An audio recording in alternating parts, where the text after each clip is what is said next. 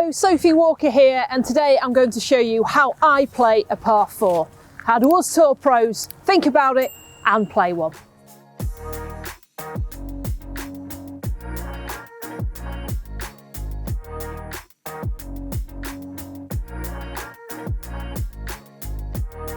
First things first, check the yardage. 366 yards. Looks like a dog leg from left to right. Now there's a bunker in the middle of the fairway. I want to know if I can reach that or not. Yes, I can. It's just over 200 yards. What I'll also do is laser the trees on the left-hand side, because this dog leg left to right, if I push it right, if I hit anything right, I'm in the bunker and I'm in the trees and I'm cut out. So I want to play this to the corner of the dog leg because I can't play through the dog leg. So you need to know that off a tee. Can I hit through this dog leg and take it on, or do I need to play it how the hole should be played, which is to the corner of the dog leg and then back in, which is the way I think I'll be playing it. Yes, 270 to those trees on the left-hand side. The tee shot for me on this par 4 is critical. It often is on dog legs. I'm going to stand here with the driver and think left is the miss. If I was a longer hitter, I could hit the cut from left to right and go over all that bunker and all that trouble. I can't. So I'm going to try and hit a hard draw, get as far down there as possible, but keep it left of all that trouble. I don't want to be in the bunkers, and I certainly don't want to be in the trees on the right. So I've checked the wind.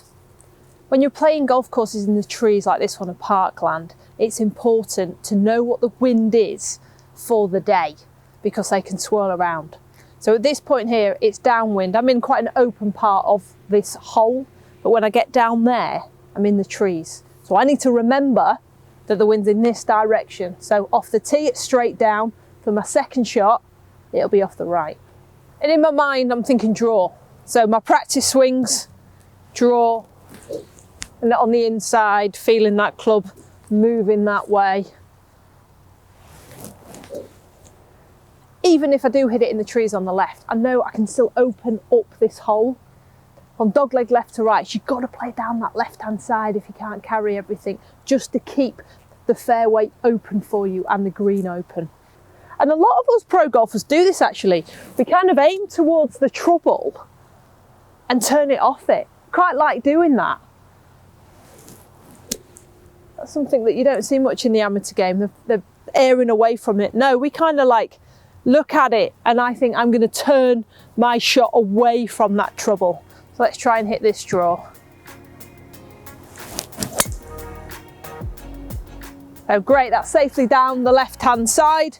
We're in play, we've opened up the hole. Yes, it's going to be a longer hole for me because I aren't the biggest of hitters, but I'm in play, I'm on the fairway, and I'm not down the right-hand side, so I'm not blocked out. I've managed to find the fairway, but I just want to go back to like picking your battles. Now, I'm a good driver of the golf ball. This is narrow where I've hit into. It's about 20 yards. Okay, but I know if I leave it short of the bunker on the right-hand side, I'm going to have to nail a 3-wood to try and get onto this green. So it's worth the risk for me to take this on, because I know, all right, if I do hit in the trees, I'll still probably be able to advance it down that left-hand side. It is important to pick your battles off a tee shot. Play to your strengths. If you're not very good with your driver, then maybe think about it. But if you are, then play to those strengths. This is only 20 yards wide, but I found it because I know that's what I'm good at. Now onto the second shot. Great view down to this hole, very pretty hole. Ball is ever so slightly below my feet. Like we said on the tee, the wind is going to be more from the right, so that's great. It's going to counteract each other. The flag is a blue flag. Now at Stockport Golf Club, that means it's at the back of the green. Now when a flag is at the back of the green, if I'm in between clubs, I'm going to take the one which is less, because I don't want to go long and through the back. So I'll always play slightly shy of a back flag. It is on the left-hand side. You can see a bunker there as well guarding it. So I'll be aiming slightly right of this pin and short of it. That's going to be the miss for me. The lie looks great. The weather's pretty good. There's nothing really that says anything other than play what number I want. So it's 160 flag, but I'm going to think of it more like 155 flag. So that's going to be a 6-iron for me, because like I say, I keep playing that shy of the pin because I don't want to go long. There's loads of green waiting for me short. So short and right is the play here. 6 iron it is.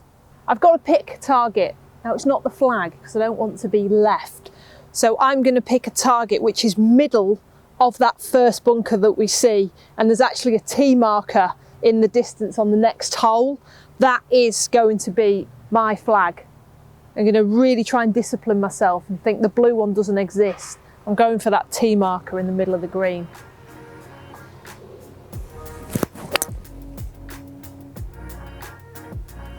For me, that's great. It's like a tick box that I've hit the shot I want. It's at the T marker, it's short of the blue flag, and it's right of it. Give yourself some praise when you do what you say you want to do. I see so many people reacting to a bad shot. Oh God, what was I doing there? That was rubbish. No, react to a good shot. That was the plan and I executed. Tick.